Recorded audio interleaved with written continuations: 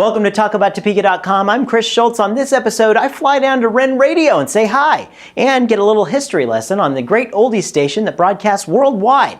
Would you believe it? These guys don't think that Phil Collins qualifies as oldies. They're my kind of guys, actually.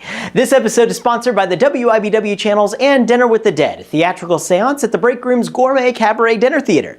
See the menu and reserve your seats at breakroomdowntown.com. And it all starts right now.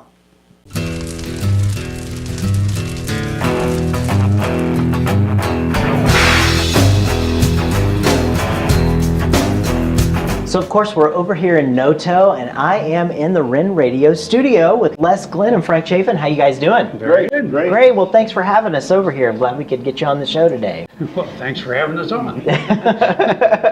So WREN Radio, I mean, it's been a long-standing name here in Topeka. Well, 87 years now, yeah. And of course we brought it back almost 2 years ago now. Mm-hmm. So.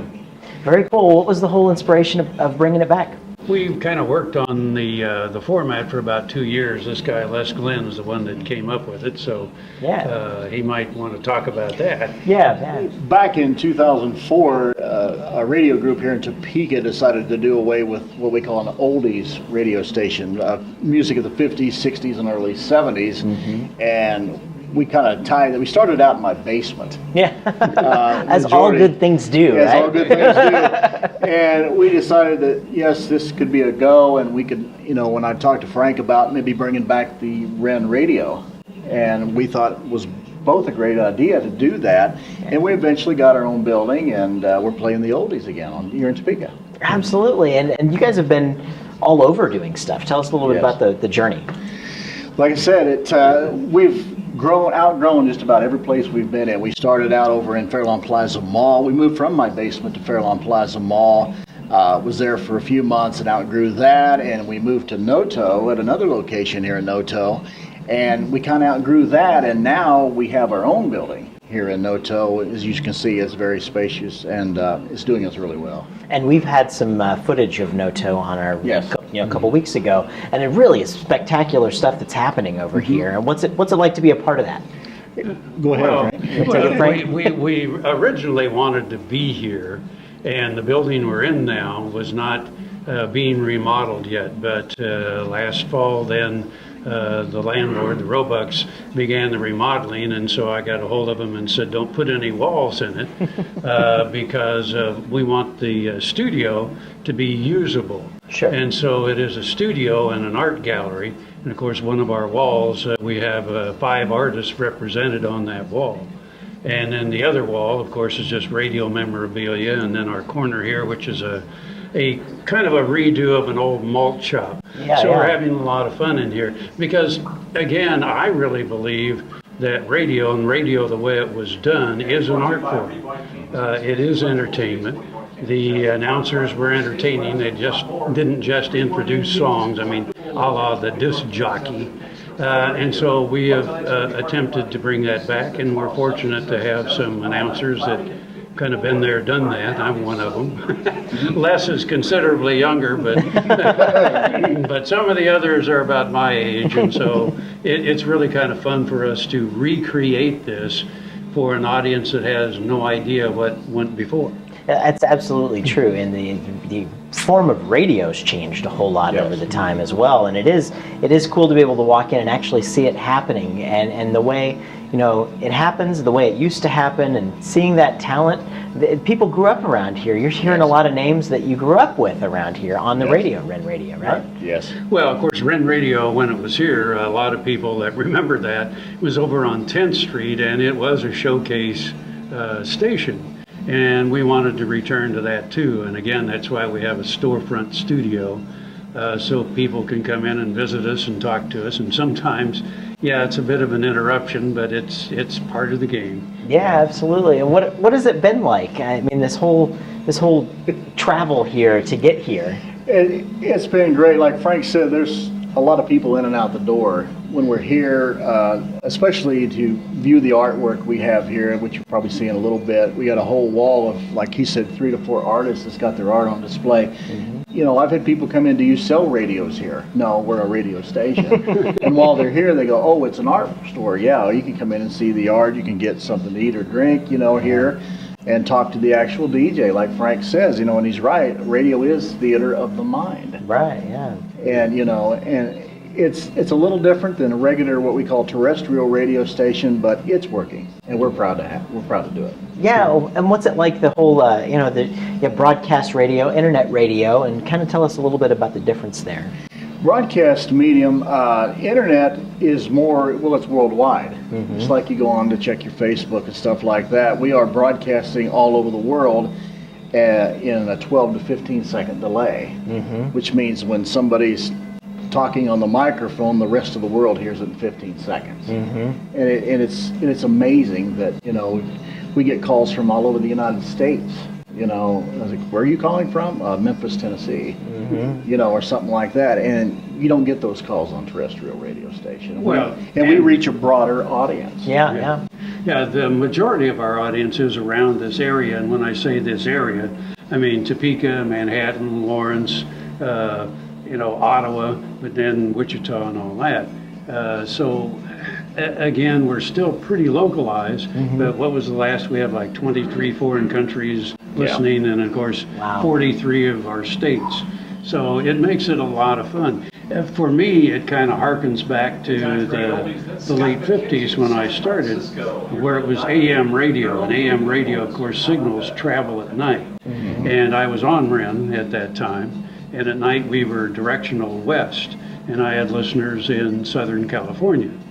And usually at night too, you would tune around and pick up big 50,000 watt stations from all over the country, and it was fun. That's back now with internet radio, because we're not the only one. There are a couple thousand internet radio stations out there. We're one of the first to really be a commercial station where with live announcers and have our own studio. We're averaging 10 to 15,000 listeners a month. Wow, that's really great. Very spectacular. I mean, you guys have to be proud of that. I think you know, you guys have been around radio for such a long time, and it's great to see you all doing that, because as we know, the radio industry has been hit all over the place with things. So it's great to see that you guys are doing something that is local, that you can pop your head in the door and say hello to you guys. And we're locally owned and operated. Right. You know, and that pretty much says, you know, we're way different than the corporate-owned radio stations, not just here in Topeka, but everywhere. We're locally owned and operated. If you got a problem, you can walk in the front door and talk to one of us. You know? And it's just that simple. Yeah, and it makes it fun too to be involved locally. We're having more and more organizations that are finding us and saying, hey, can you help us out with this? And of course, we're willing to do that. Our front windows are full of posters and flyers and all of that for events that are going on all over town. And of course, we promote them on the air, and then in our social media, we also say, hey, you might want to attend this. And so it's kind of nice to be really involved. Yeah, it's really cool, and we're down here in NOTO, obviously. So you guys should come check these guys out at WREN Radio the next time you're down here for the First Friday Art Walk, or pretty much any time. You know, if you want to talk to them, probably better not come on the First Friday Art Walk. That would be a bad time, man. But tell us before we go here, tell us a little bit about the setup that you guys have to broadcast. How does that work? Well, thank you. You win. You're the engineer. I just come in and we run. wanted it as a setup, like he said, you know, people can walk right by the front window. We wanted kind of a storefront where they can walk by. We've got our music piped outside in real time, so people can actually stand in front of our window and stare at the DJ and make faces at him. They can walk in the door. They can walk in the door. They can make a request, you know, and stuff like that. It's more one-on-one. We're locally, like I say, we're locally owned and operated, and the guy could stand out there and listen to the music. He could see the DJ and watch him talk on the air. You don't see that much anymore. Yeah. And they can walk right in the door. Hey, would you play me a song? And we can put it right on. Yeah. Definitely great for nostalgia. And it makes that local connection.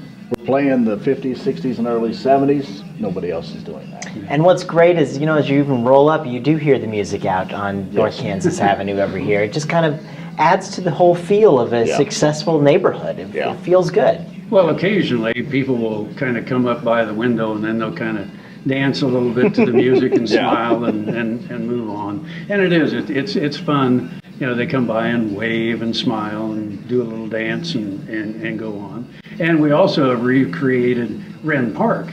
Yes. For those that remember, over on 10th Street, the studio, there was a grassy area in front, and it was actually WREN Park. Well, when we moved here, there were plants and all of that in front of us, and I kept calling it WREN Park. And so one of our listeners made us a sign that says WREN Park, and it's out there. Of course, the city yet hasn't officially recognized it, but at least they come and put water in it, so that's cool. Very cool. And there's that giant WREN that's off over on Topeka Boulevard over there. That's what I think about when I think of WREN Radio. Doesn't that have a little history with it as well? Well, yeah, it does. We have an old newspaper ad from the Kansas City newspaper in 1932 that advertises the opening of the transmitter station in Tonganoxie. And that bird was in front of that station, and that is the very bird that sat on top of the station on 10th Street and is now in the park. And now that you've brought it up, we would like to move that bird over here to NOTO into Veterans Park. And I mean, it fits over here now. Yeah. Well, you guys are keeping history alive, not only through music, but through Topeka's history. And I want to say thank you for that, guys. You're welcome. Yeah, you bet. Well, thank you for letting us tell our story. You bet. Les, Frank, thank you so much for having us on the show, and we'll be definitely sure to get down here and hang out with you guys a little more often. Okay. Yeah, very good.